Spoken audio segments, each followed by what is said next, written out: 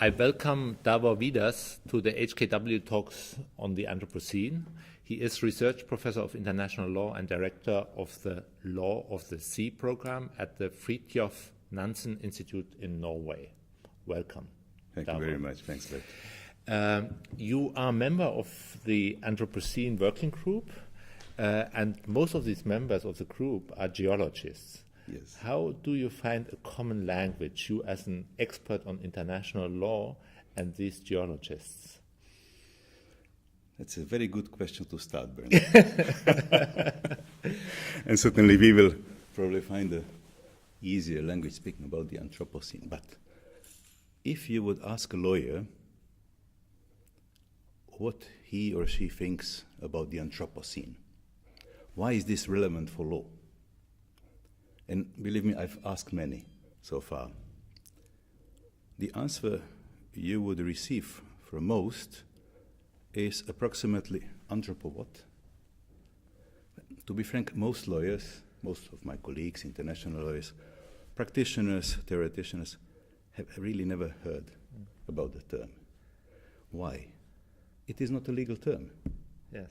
You know, in law, when something is not a legal term, when something is not in a system, it is irrelevant.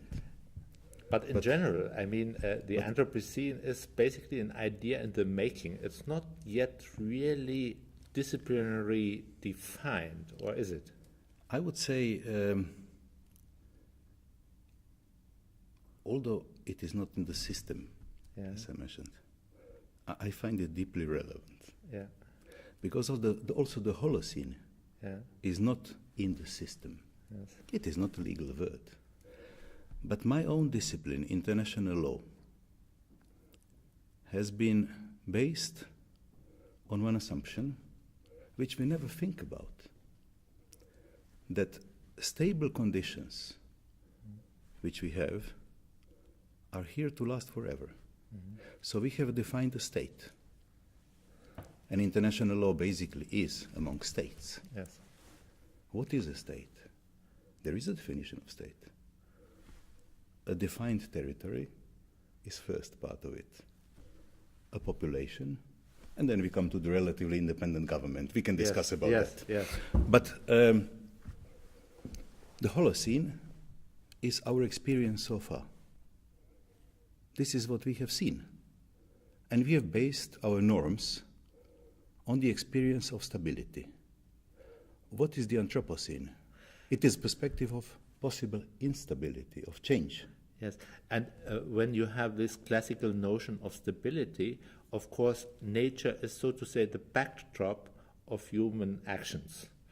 And you as lawyers concentrate on the human actions, especially on in international law, on states. Yes.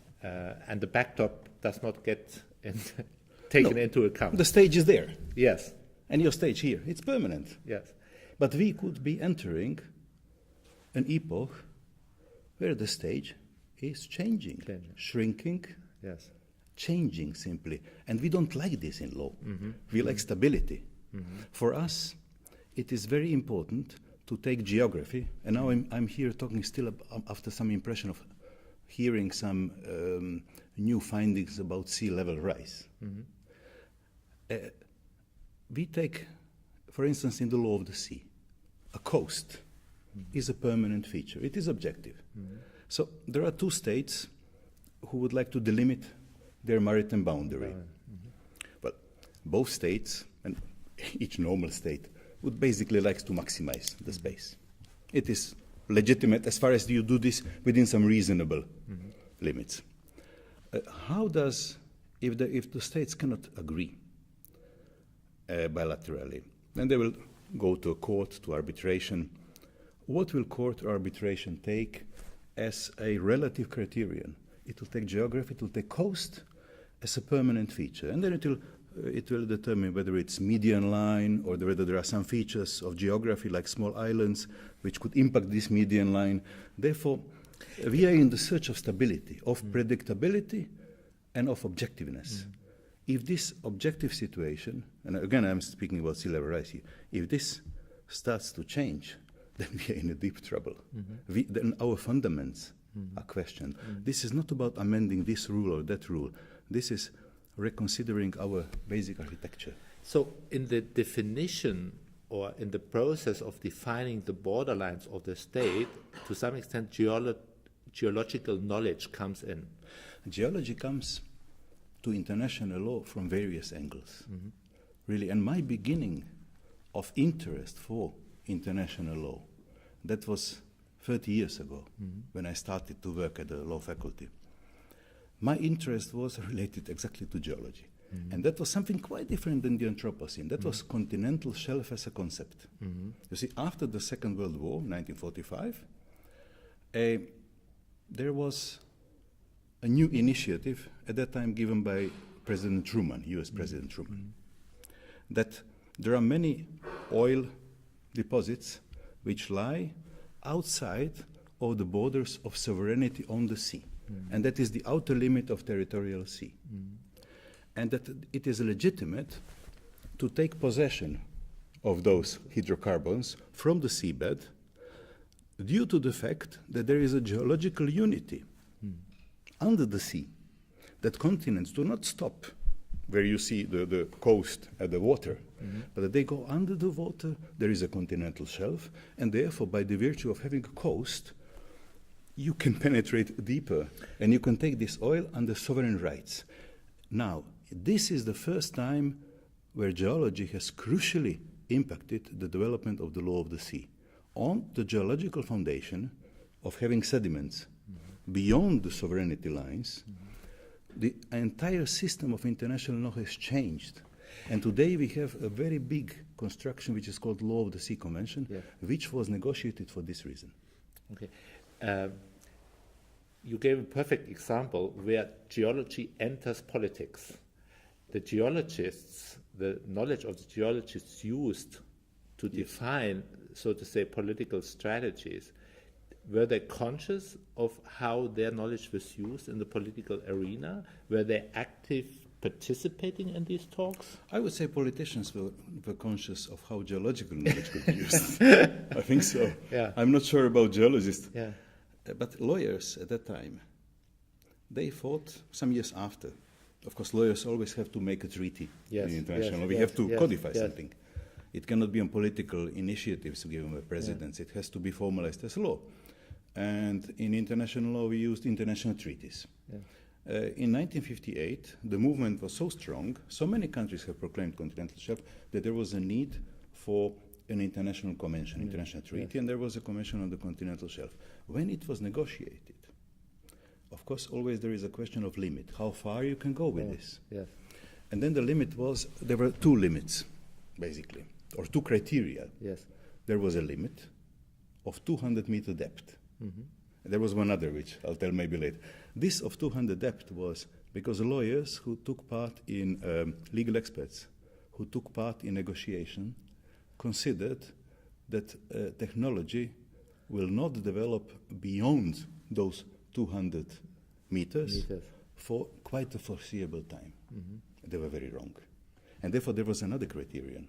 Another criterion was that you can exploit as far as the technology could allow.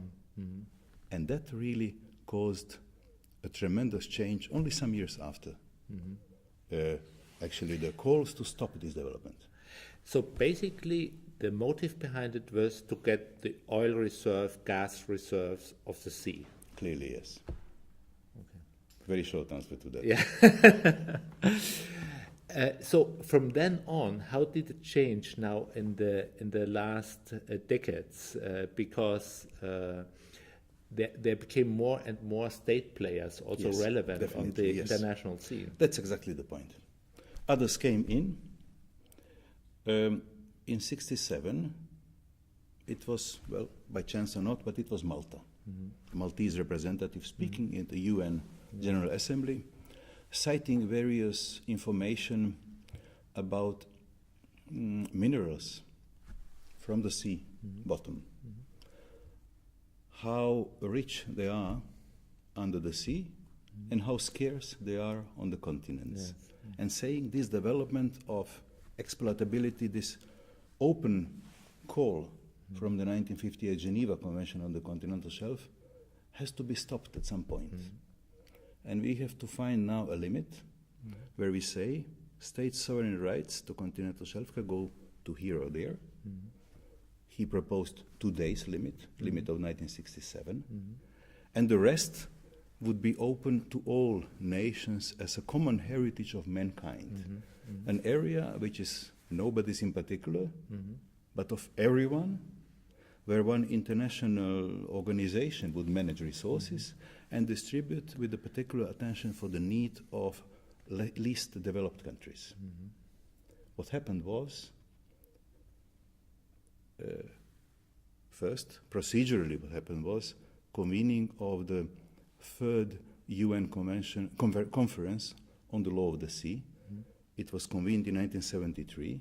It ended in 1982, 9 years of negotiation. Yes. The nucleus was this, but in reality, the entire law of the sea, the entire framework for the law of the sea was captured in this convention. So it was not only continental shelf. And we have many regimes on the sea and so on and so forth. But coming to this, where this initiative led, continental shelf has been substantially prolonged. Now not only to the 200 meters depth, but 200 nautical miles from the coast, from the baselines. Baseline is very important in law of the sea. Or even further, to as long as your continental margin goes, just to simplify it, approximately 350 nautical miles. There are many very, very complicated formulas because the definition of the continental shelf, I think, is the longest definition in international law which is found. It's 1.5 page long, so I would use half an hour here to reading it, so I won't do that. But this means what the humanity got is the area of law, of oil. Yes. And what sovereign states got is where the oil deposits could be. There are minerals out there. Besides the minerals and the oils and other fossil reserves which are under the sea, the sea, of course, at the same time, the food reserve for humanity. And one aspect the Anthropocene discourse draws attention to is that there is a change in scale, that humanity grow and grow and grow to an extent that on the one side it affects the earth, but on the other side that let's say the old technologies to deal with the problems don't function anymore. Related to international law, as you said right from the beginning, the major actors implicitly are nation states. The question is, are they, in the Anthropocene context, the actors we should have? This is a big question.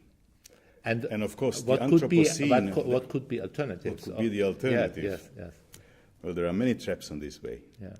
Because what we have, Yes. and I think implicitly in the Anthropocene discourse, on the one side, you open up your view, your perspective on the global. Yeah. On the other side, the actual actors are nation state, industries, people, societies. So how do you deal in the context of law with this kind of scale differences? Let me give you one example, because now we should go off oil. Let's go to fishing. Yes.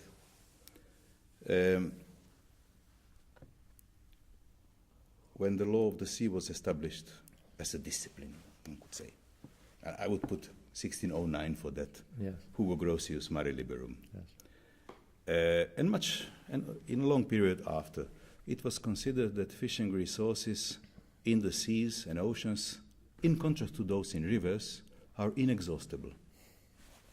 You could fish as much as you wish, always there will be a lot of fish. We know this is not true. Stability of nature, which we talk about. Yes, but of course, we know that at that time, with that technology, perhaps, probably not in all areas, because close to the coast you could overfish, but you couldn't further than that. Yes. Now, of course, today, look at us. When my father was born, there were that was in mid-20s, there were 2 billion people on the earth. Before that, 125 years before that, There was the first billion in the entire history of human population, took 1 billion. When I was born, 1960, there was exactly in that year there was a third billion. Now we are over 7 billion. So only in my lifetime there are more people on the earth than in the entire human history before. So first, we are big in numbers. Second, there is what has enabled that? This is this huge acceleration of technology which we are using. This is a mutual reinforcing cycles. And of course we need food, we need proteins, we fish, and we have overfished considerable fish stocks. I couldn't give numbers now. We can read FAO reports, but important fish stocks are overfished. Others are on their limits. Some are extinct, and there is not much of healthy fishing, so to say. So you were asking about state actors here. Look how this functions. What you have at stake is regulation through international conventions. States are parties. They have rights, but they have responsibilities. So they can grant a flag to a ship. And then their role is really to abide by what they have written under and to control whether ships do that. Well, there was a ship involved in illegal fishing which had, when they caught the ship, which had 26 different flags in the bunker. So they were simply changing the flag. States are, of course, actors, but state acting can be misused to a grave extent. And this is this issue of flags of convenience. But it's not the issue only at sea. You can't regulate it at sea. These are financial flows which go within the states. There are beneficial owners. You don't know who they are. So, of course, that the state as an actor is important here, but it's by no means the only actor. These are capital flows which are here. Last question. What the Anthropocene is also bringing out is a new relationships between human actions and natural flows. For example, if we are, as humans, influence the climate, then, of course, the climate influences, again, human actions. And quite often the actors who influence the climate are not the victims of the climate. What does that mean for responsibilities in the context of law? Are there new developments going on? How one tries to categorize these processes in order to define the perpetrator and the victim in a new way? There certainly are developments in international law. There are many negotiations, there are conventions and conferences. But in law, responsibility is a very important, and liability is a very important notion. How will you trace who is responsible exactly? Because causal link for us is the key in law. By the time we trace all the causal links and to get prosecuted those who are guilty, I think we will already be overwhelmed by the consequences of the climate change. So probably now we already have to think that consequences will be there, and that we need, of course, that we all the time need to think about mechanisms to prevent. But I think that we are in the point of time, and this is why I'm very interested in this Anthropocene working group, that we are at the point of time when we have to recognize consequences will be here, and we will need to do what humans have always done, and even before the Holocene. You know, everything in this room is Holocene. Your suit, my suit, this microphone, this camera, everything is Holocene. Only one thing is not Holocene. That's you and I, as a species. What humans have always done, they have always adjusted to climate. We are much more characterized by adjustment to climatic conditions than, let's say, by state as such, or by HKW as such, if you wish, or by universities. So, but now, since we have many mechanisms, we have developed a fantastic, huge civilization, we will have to use all our potential for what I would say is maybe beyond law now. We have shown a very high technological intelligence. But have we shown Earth system intelligence? That is a question now. Yeah. And it reflects even on law, even on law. We will have to come at a stage where we, in a way, find the way for that question into the law. Yes. I mean, it brings us back to the beginning, where you Yes. said we are used to treat the world as stable and not in flow. Yes. So basically the question is also for law, how to reshape its categories in order to deal with this kind of integrated processes. Definitely. Where you don't have stable objects, stable actors Yes. and victims Yes. on a scene. Huh? Yeah. It is. That is the core question, the core challenge.